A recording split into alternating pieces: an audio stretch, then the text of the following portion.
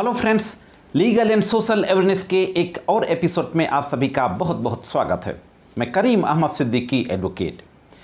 साथियों, जैसा कि आपको मालूम है, मैंने भी अपनी वीडियोज़ में बात बताई है कि 3 बड़े कानून जिनको कि क्रिमिनल मेजर लॉ के नाम से जानते हैं, Indian penal code, criminal procedure code और इंडियन एविडेंस एक्ट, इन तीनों कानूनों को रिप्लेस कर दिया गया है पार्लियामेंट में। इनके बदले में आईपीसी के बदले में भारतीय न्याय संहिता यानी बीएनएस और सीआरपीसी के बदले में भारतीय नागरिक सुरक्षा संहिता यानी बीएनएसएस और इंडियन एविडेंस एक्ट के बदले में भारतीय साक्ष्य अधिनियम, ये तीनों नए कानून बन चुके हैं। प्रेसिडेंट की सहमति मिल चुकी है और ये कानून 1 जुलाई से लागू होने जा रहे हैं। इसका नोटिफिकेशन भी सरकार के द्वारा काफ़ी पहले किया जा चुका है। अखबारों के माध्यम से, टीवी समाचार माध्यमों के माध्यम से आपको जानकारी मिलती रहती होगी कि 1 जुलाई से ये तीनों नए कानून लागू होने जा रहे हैं। आज की इस वीडियो में बात करने जा रहा हूं कि इन नए कानूनों में जो कंप्लेंट केस होते हैं, परवाद मामलों के प्रोविजन में क्या बदलाव किया गया है और बहुत ही बड़ा बदलाव किया गया है, मेजर चेंजेस किए गए हैं।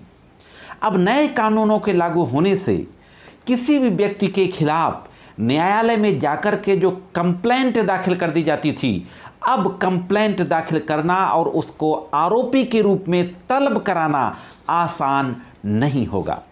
तो साथियों, बने रहे आखिरी तक, बहुत ही महत्वपूर्ण जानकारी है।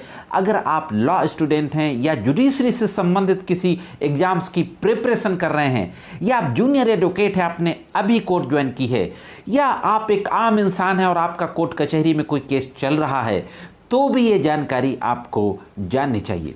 देखते हैं साथियों के नए कानून में परवाद मामलों के संबंध में वो कौन से मेजर चेंजेज हैं जो किए गए हैं।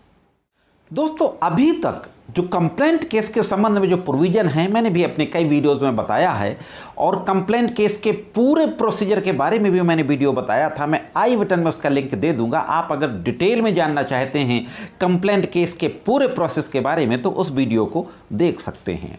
तो अभी तक जो प्रोविज़न है कि अगर कोई व्यक्ति एफआईआर दर्ज नहीं कराना चाहता या उसकी एफआईआर दर्ज नहीं होती तो वो मजिस्ट्रेट के न्यायालय में जाता है और सेक्शन 191A सीआरपीसी के तहत जो अभी कानून लागू है 1 जुलाई से पहले तक कोर्ट में कंप्लेंट दाखिल करता है।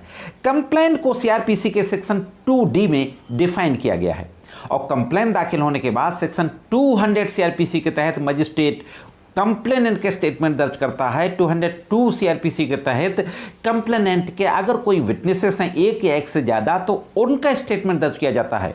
इसके बाद अगर मजिस्ट्रेट को लगता है दोनों के स्टेटमेंट रिकॉर्ड करने के बाद कि हाँ, प्राइमा फेसाई ऑफेंस कमिट किया गया है, तो फिर सेक्शन 204 सीआरपीसी के तहत उस व्यक्ति को जिसके विरुद्ध कंप्लेंट दाखिल हुई है, 1 या 1 से ज़्यादा हो सकते हैं, सम्मन जारी करने का आदेश पारित कर सकता है। और अगर मजिस्ट्रेट को लगता है कि इस तरीके का कोई प्राइमा फेसाई ऑफेंस नहीं मेड आउट होता तो सेक्शन 203 सीआरपीसी के तहत उस कंप्लेंट को निरस्त किया जा सकता है। लेकिन जो नए कानून आए हैं, उन नए कानून में महत्वपूर्ण जो बदलाव हुआ है उस पर भी एक नज़र डाल लेते हैं। साथियों, सीआरपीसी का जो सेक्शन है 200 और 200 से लेकर के 203 तक, ये चैप्टर 15 है जिसमें ये कंप्लेंट के प्रोविजन दिए गए हैं। वहीं पर सीआरपीसी के सेक्शन 200 की जगह चैप्टर 15 की जगह चैप्टर 16 आ गया, बीएनएसएस का, भारतीय नागरिक सुरक्षा संहिता। जो नए कानून 1 जुलाई से लागू होने जा रहे हैं वो चैप्टर 15 की जगह चैप्टर 16 में है और सेक्शन 200 की जगह सेक्शन 223 है और 223 से लेकर के 226 तक चैप्टर 16 में ये प्रोविजन दिए गए हैं। जिस तरीके से सेक्शन 200 में कंप्लेनेंट का स्टेटमेंट दर्ज होता है, उसी तरीके से सेक्शन 223 में कंप्लेनेंट का स्टेटमेंट दर्ज किया जाएगा।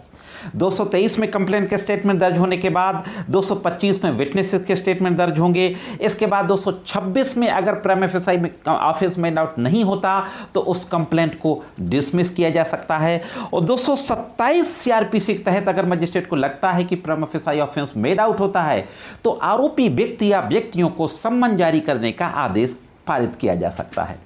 अब रही वो कौन सा बदलाव है जो किया गया। अभी तक की बातों से आपको ये लग रहा होगा कि सिर्फ सेक्शंस के नंबर बदले हैं। वहाँ 200, 202, 203, 204 सेक्शन हैं, यहाँ 223, 225, 226, 227 सेक्शन हैं।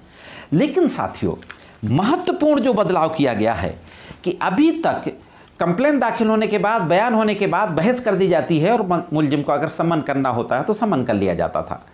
आरोपी को सुनने का कोई प्रावधान नहीं था। लेकिन जो BNSS भारतीय नागरिक सुरक्षा संहिता जो लागू होने जा रही है 1 जुलाई से, उसके सेक्शन 223 में ही यह महत्वपूर्ण प्रावधान दिया गया है कि किसी अपराध का संज्ञान मजिस्ट्रेट द्वारा अभियुक्त को सुनवाई का अवसर दिए बिना नहीं किया जाएगा। हाँ दोस्तों, बहुत महत्वपूर्ण बदलाव हुआ है सेक्शन 223 BNSS में ही, जिसमें एग्जामिनेशन ऑफ कंप्लेनेंट है that no cognizance of an offense shall be taken by the magistrate without giving the accused an opportunity of being heard। अभियुक्त को अवसर दिए बगैर सुनवाई नहीं होगी, कोई कॉग्निजेंस नहीं लेगी कोर्ट। अब सीधी सी बात है, अगर कोई कंप्लेंट दाखिल होगी तो सबसे पहले मजिस्ट्रेट आरोपी को सुनवाई का अवसर देगा। आरोपी को सुनवाई का अवसर दिए बगैर कॉग्निजेंस ही नहीं लेगा, संज्ञान ही नहीं लेगा दोस्तों। तो पहला एक महत्वपूर्ण मेजर बदलाव तो यह किया गया। अब इसी के साथ एक और महत्वपूर्ण बदलाव पर नजर डाल लेते हैं। दूसरा जो महत्वपूर्ण बदलाव किया गया, धारा 223 का सबसेक्शन 2, अगर किसी सरकारी मुलाजिम के विरुद्ध, किसी सरकारी कर्मचारी, गवर्नमेंट सर्वेंट के विरुद्ध, जिसको पब्लिक सर्वेंट कहते हैं, लोक सेवक, उसके विरुद्ध अगर कोई व्यक्ति कंप्लेंट लाता है तो कोर्ट कॉग्निजेंस नहीं लेगा। कब तक नहीं लेगा? जब तक कि उस पब्लिक सर्वेंट को अपनी बात कहने का अवसर नहीं दिया जाएगा, पहली बात। दूसरी बात, ऐसे पब्लिक सर्वेंट की शिकायत उसके ऑफिस में की गई हो और वरिष्ठ अधिकारी के द्वारा इस तरीके की कोई आख्या ना दी जाए कि हाँ ऐसी कोई घटना हुई है, ऐसा कोई अपराध हुआ है।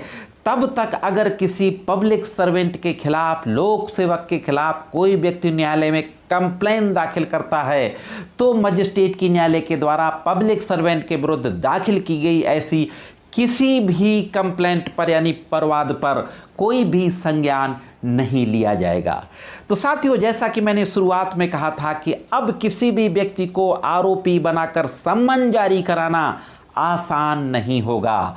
तो जाहिर सी बात है कि जब दूसरी पार्टी को भी सुनने का मौका दिया जाएगा तो वो अपनी बात रखेगा, वो कंट्रोवर्ट करेगा परवादी के फैक्ट्स को। परवादी ने जो कंप्लेंट में बातें लिखी हैं, अभी तक एक तरफा बात सुनने के बाद सम्मन जारी कर दिया जाता था, अब ऐसा नहीं होगा। जब दोनों पक्षकार होंगे, दोनों तरफ के लोग होंगे, तो गलत तरीके से फैक्ट्स को रख करके आरोपी बनाना मुश्किल होगा, तलब कराना मुश्किल होगा।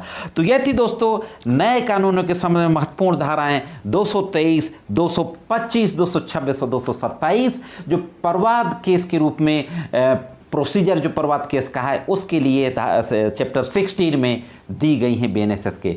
साथियों, और भी इन नए कानूनों की धाराओं को आगे लेकर के हम लोग एपिसोड लाते रहेंगे। जानकारी कैसे लगी कमेंट्स करके ज़रूर बताएं। चलने से पहले वीडियो को लाइक और शेयर अवश्य कर दें। चैनल को अगर सब्सक्राइब ना किया हो तो सब्सक्राइब भी करते जाइए। साथियों, आज के इस एपिसोड में इतना ही। मिलते हैं किसी अन्य एपिसोड में कानून की कुछ अन्य जानकारियों के साथ। तब तक महत्वपूर्ण जानकारियों के लिए देखते रहें लीगल एंड सोशल अवेयरनेस।